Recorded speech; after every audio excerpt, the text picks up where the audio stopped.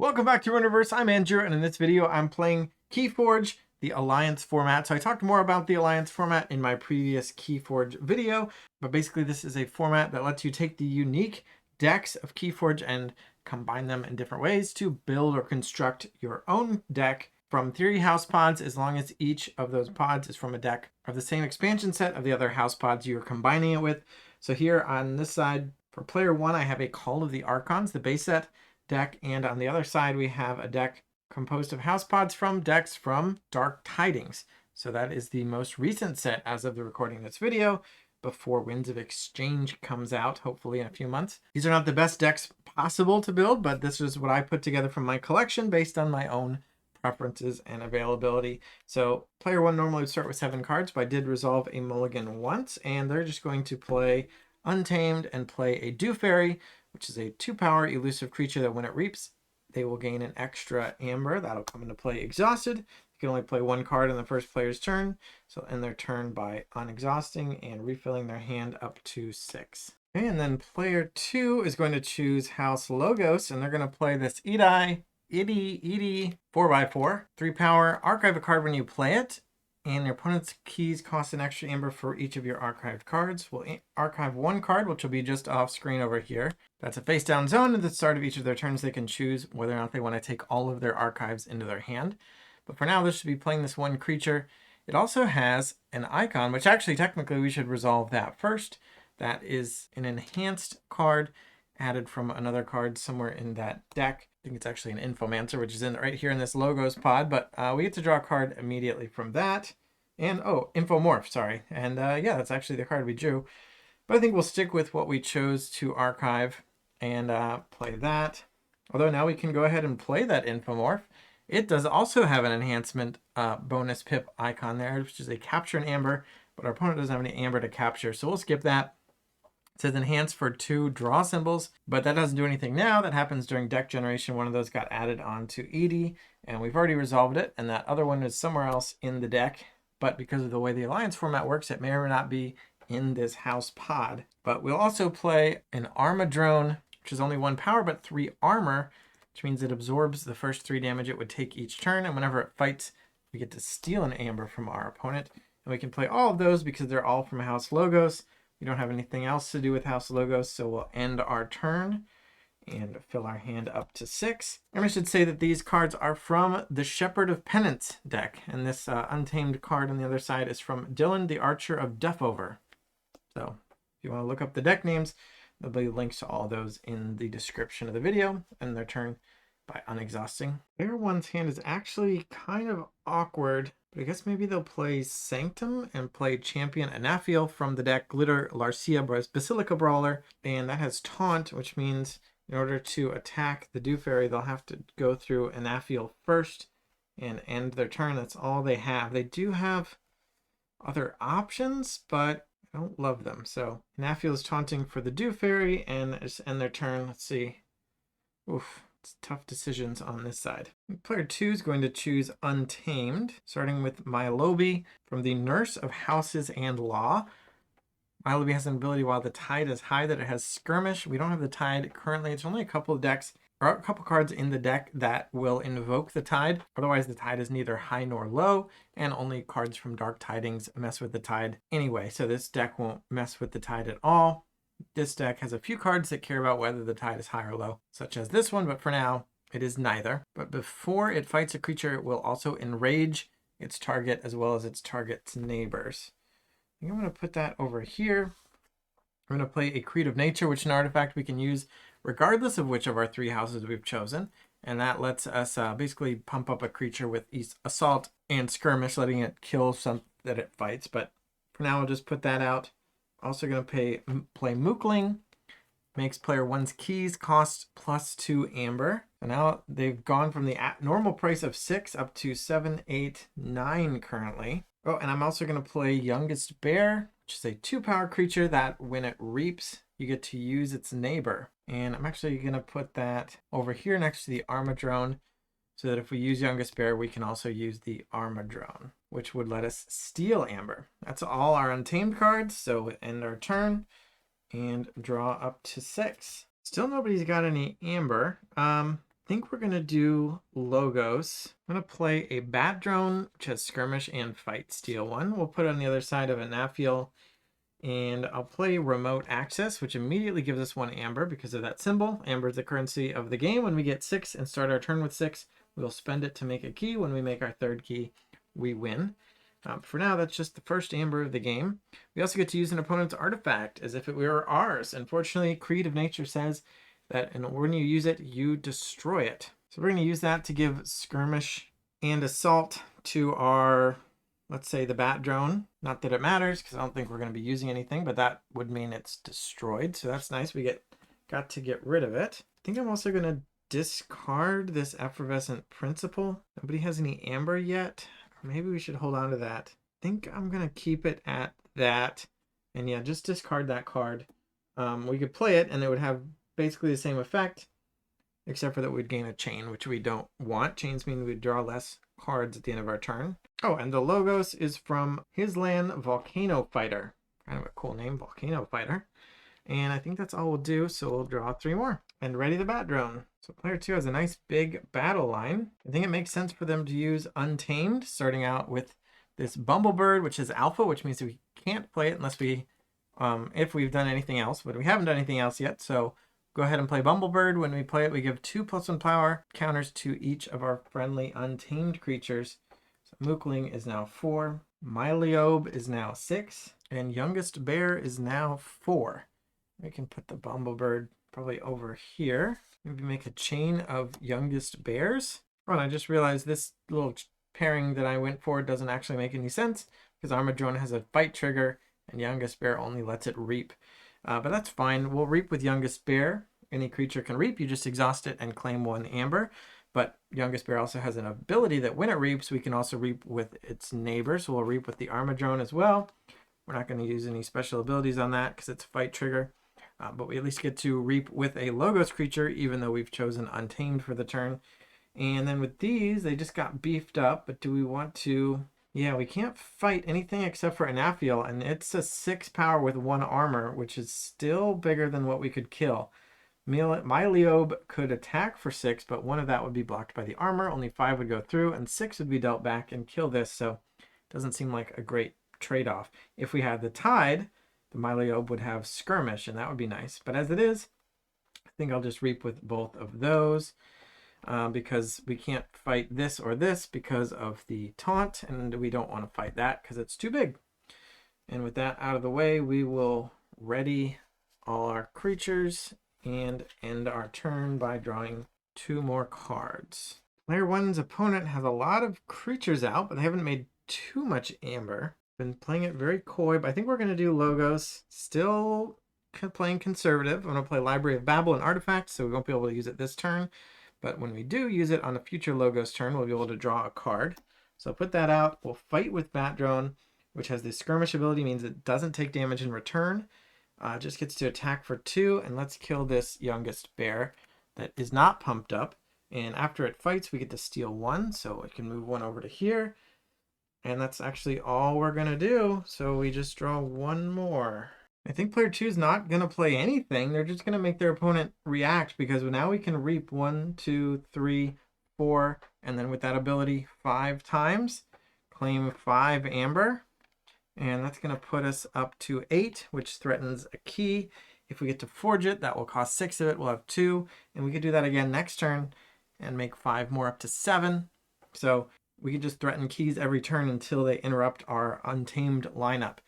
So I think we'll end our turn like that. But player 1 is going to interrupt it. So we're going to choose House Sanctum and play Doorstep to Heaven. We immediately get 1 amber. And then we check to see if anybody has 6 or more amber. And if so, they're reduced down to 5. So 3 of our opponent's amber is lost to that effect due to Doorstep of Heaven. Attack with Champion and Nafiel, I think, rather than reaping. Probably kill the bear. I mean, the Mookling is a little bit scary as well because it messes with our keys, but we don't have a ton of amber yet. So let's go for the bear because that gives them extra reaps. So Champion and Nafiel is going to deal 6 to the bear, which will kill it. It has 4 power, so it deals 4 back. Reduced by 1 because of the armor, so 3 damage on a Nafiel. And the bear is gone, the second bear. And then we're going to play Protectrix, which is 5 power. When it reaps, we can heal a creature and prevent damage to it. So we'll put that over here, I suppose. And that is all we can do with our Sanctum. So we'll end our turn and draw 2 more. Okay, so no key this time. Maybe we'll do Logos this time, because now it's 3 or 3, depending on whether we choose Logos or Untamed. But we do have another Logos card to play. So we'll do Logos. This is a fight trigger, but doesn't have anything to effectively fight without itself dying. And if it dies, it doesn't get to do its fight ability. So I think we'll just have all 3 of these reap, get 3 more amber, and make our opponent mess with us again. And then we'll also play a binary moray, just 5 power. After we raise the tide, we get to ready it. And after an opponent raises the tide, it exhausts. And when it reaps, we archive a card. So again, nothing with the tide has happened yet. But we've got some effects that care if the tide does end up happening. But that is it. So we just draw 1 more to end the turn. I think I'm going to choose Logos. It's a little bit of a gamble. But we have some stuff we can do. So with House Logos chosen, the first thing we can do is use our Library of Babel to draw a card. And that's not bad. Also going to play Wild Wormhole. We immediately get 1 amber. And we just play the top of our deck. See what that is? It's Commander Ramiel from Sanctum. Reap, use a friendly non-Sanctum creature. So we can put that over here. That's the Wild Wormhole done. Can also fight with Bat Drone, and it's 2 power. It's not going to take any damage in return, but the only thing it can kill is Bumblebird. So we could put damage on something, but I think I'd rather just kill something. And then when it fights, we get to steal 1, but they still have 7. I'm also going to play Quixo the Adventurer, skirmish, and when he fights, we get to draw cards. A little friend for Bat Drone over here. And I'm also going to play Phase Shift, which means we can play a non-Logos card this turn. And that is going to be Inspiration, which lets us ready and use a friendly creature. So we'll ready Commander Ramiel and use him to reap. And when he reaps, we get to use a friendly non-Sanctum creature. So I will use Dew Fairy, I think. Or I could use Anafiel to fight something else. But I think I'll leave it. I'll just reap. And that gives us an amber for reaping plus 1 bonus for Dew Fairy's reap ability. And now we have 3 cards left, so I'll draw 3 more to end the turn. Player 2 gets to forge a key. They spend 6 amber and flip a key. So their keys only cost 6, the normal amount, whereas player 1's actually still cost plus 4 plus 5. So 11. So yeah, they're actually not threatening a key. I wonder if they would have done something differently. But I think I'm going to leave it. And I think they're going to do House Unfathomable. Lead off with, actually we're going to lead off with Tentaclid. So it's a 3 power creature with skirmish and taunt. Can't reap. And this one happens to have a bonus icon of draw a card. So we get to draw a card. The House Unfathomable is from the Vanna Ward Laguna Elder deck. And yeah, we just put this little 3 power guy over here, slightly off camera, I believe. We actually have 2 more, but these we're not lucky enough to get draw cards. So I think I probably want to spread them out because of the taunt, but we can't put them in the middle because that's the rules of Keyforge. And we're also going to play this Flamegill Enforcer. After your opponent takes the tide, he becomes enraged, which means he can't do anything but attack. But as an action, he can capture 3.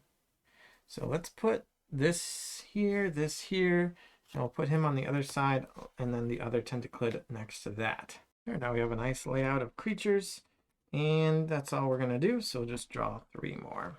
That is a lot of creatures over there. So let's use Sanctum. And we sure do need a lot of amber to forge a key, huh? So let's see if we can deal with that a little bit. We have this, both this Murmic and this Edie messing with us. First, I'm going to reap with Ramiel. That gives us an amber, and we get to use its ability to use a non-Sanctum creature. And I'm going to use Quixo the Adventurer to attack this Tentaclid right here. Skirmish means it's not going to take any damage in return. And we get to kill this tentacle. And now the Murmic is vulnerable to be attacked. Also, Quixo has the ability that when he fights, we get to draw a card. And that was a nice pickup. I think I'll have Protectrix attack Edie. So 5 against 4, or 3 actually. We'll kill her and she'll deal 3 back to Protectrix. Oh, this is a reap ability.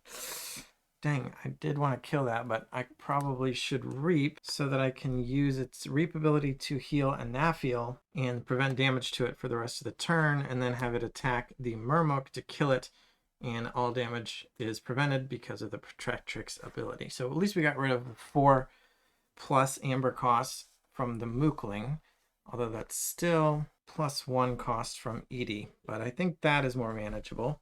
So going to play Bulwark. This gives 2 armor to each of Bulwark's neighbors. I'm going to put that next to Quixo, I think. And then we can also play Champion Tabris, who has 6 power, 2 armor. When she fights, we get to capture 1. And finally, we have a Mantle of the Zealot.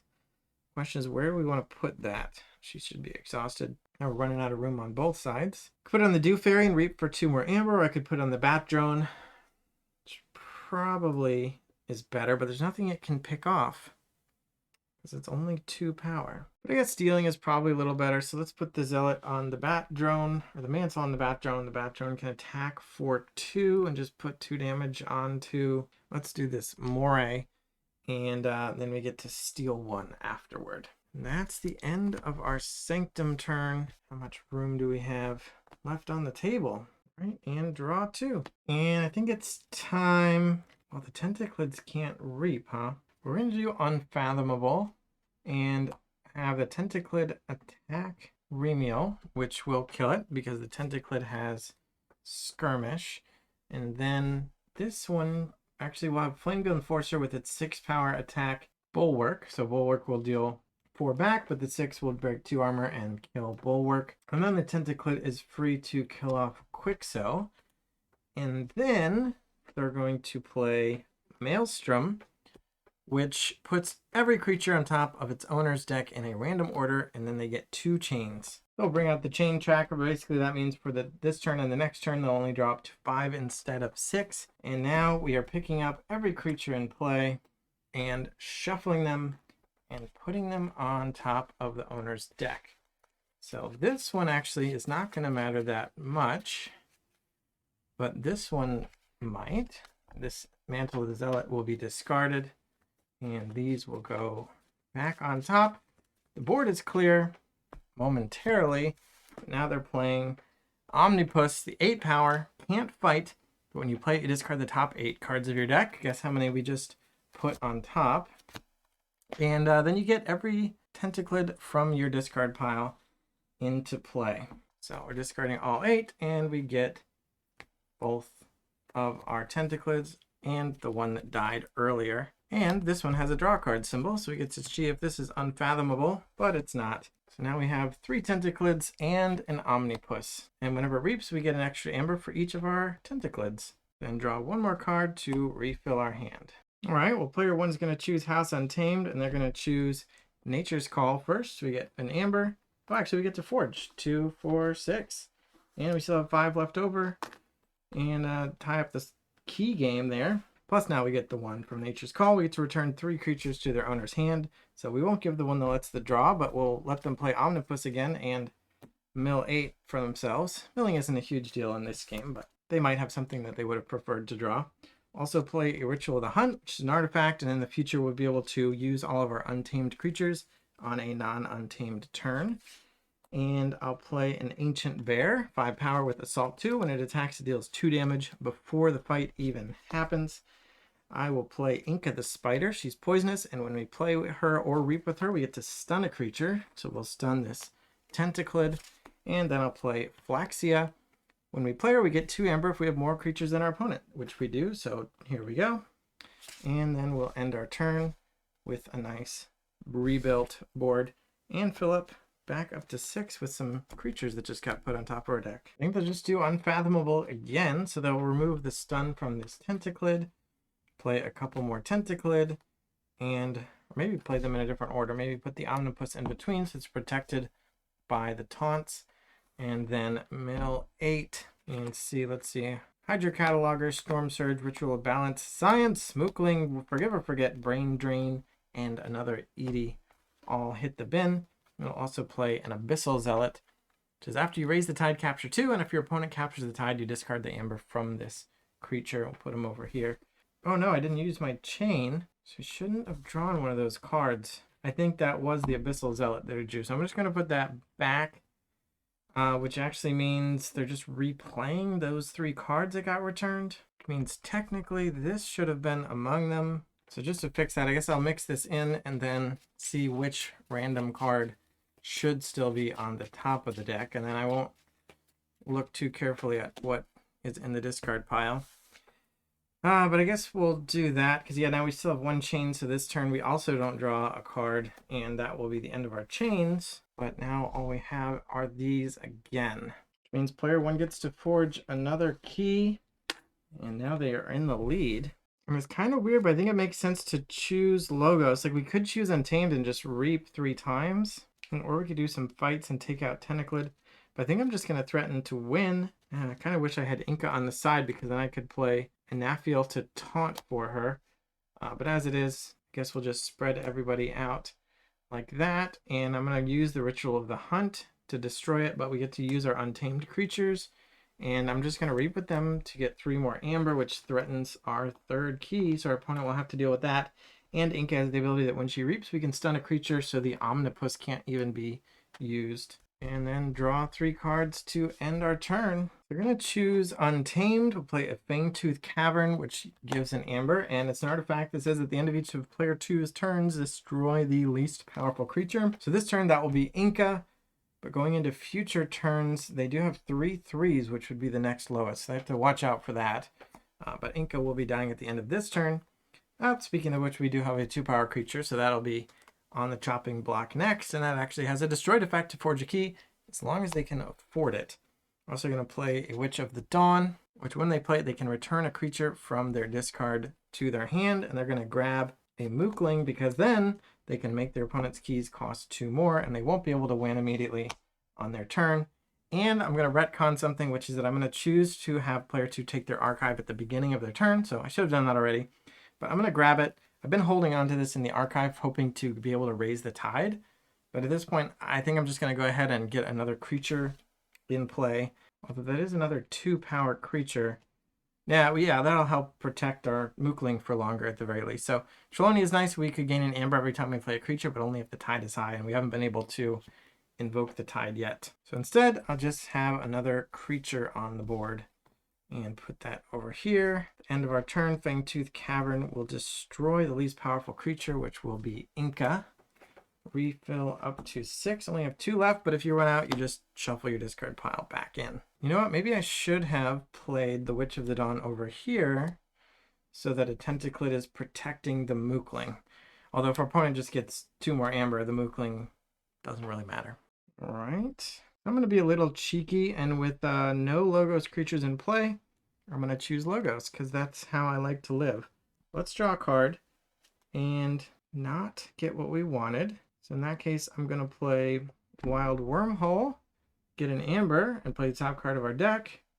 Not what we wanted. So this deck has Library Axes in it, and I've kind of been playing around hoping to get it from turn 1, but as these things go, just never get to do anything fun on camera. So I can go ahead and play another Bat Drone, or probably the same Bat Drone again, and I can play Phase Shift, which lets me play non-Logos card, and I'm going to play Virtuous Works, which has this sparkly inner sleeve on it. I'll just get 3 amber. So I knew if I chose Logos, I would at least be able to do that. So really would have loved to do a Library Access. But now I've spent all my Phase Shifts and Wild Wormholes, so even if I did get it, it wouldn't even be that fun. But we're threatening to win here with 3, 6, 9, 10 amber. We need 8 to forge a key on our turn. So our opponent is going to have to do some work to stop us again. And player 2 could do some stuff. They could get some amber, but not enough. And they certainly can't stop that. They would need to pump up this Mookling or play another Mookling or steal some amber. They can't do any of those things. They're close to being able to cheat a key off this Key Frog, but they can't even quite do that. We have a Bouncing Death Cork, a Pie Sweven, a Bilge Warden, finally can raid the tide, Storm Surge, Bubbles, and Volucanth. But nothing that stops them from forging a key. So they can do some stuff, trigger the Fangtooth Cavern, end their turn, and player 1 forges their 3rd key for the win. And still no Library Access. Oh, actually we do have 3 Phase Shifts though. So I feel like both decks did okay. I think the Maelstrom and Omnipus didn't really play out the way player 2 had hoped, obviously. They reset the board, played out some Tentaclids and an Omnipus, and then got punished for it immediately afterward. So it might have made more sense to just try to fight it out. Maybe play the Omnipus to add to the board rather than trying to Maelstrom it away first, because they did have a good number of stuff on their own side of the table. I would have loved to see Chelonia active when Omnipus and Tentaclids came out, because it's kind of like you're playing 4 creatures for 1, so you get 4 amber off Chelonia, which is nice. And like if the Key Frog had been in play, it could be a really fun way to just like gain a bunch of amber, kill your own frog, and then steal a key. You can use Witch of the Dawn to bring Key Frog back and do it again next turn. I mean, if you have the creatures for it. And then this side of the table did a bunch of powerful, cool, consistent stuff, but none of it was library access. And with 3 phase shifts and 2 wild wormholes, I thought there's definitely a lot of potential for that. Plus Ritual of the Hunt to be able to use untamed creatures. Off turn, you can phase shift into Nature's Call, bounce 3 Logos creatures and replay them for more library access triggers. There's just a lot of ways to do stuff off turn in this deck and to do extra plays. Yeah, just looking through the rest of the deck. Yeah, and there was also a full moon and a key charge along with the library access. So none of my Alliance decks have quite performed the way I wanted them to on camera yet. But they definitely have fun potential. It was interesting to see them play out. So let me know what you think. Let me know if you have any cool Alliance builds in your own collection. I'd love to hear about that, especially if your collection is like moderate to small. If you have a huge collection and you can build something cool about it, that's awesome, but not surprising. But if you just have like, you know, 1 display or less of a particular set and you have a really cool thing you can put together out of that, I'd love to hear about that. So let me know. Thanks for watching. Subscribe so we can get more subscribers, and bye.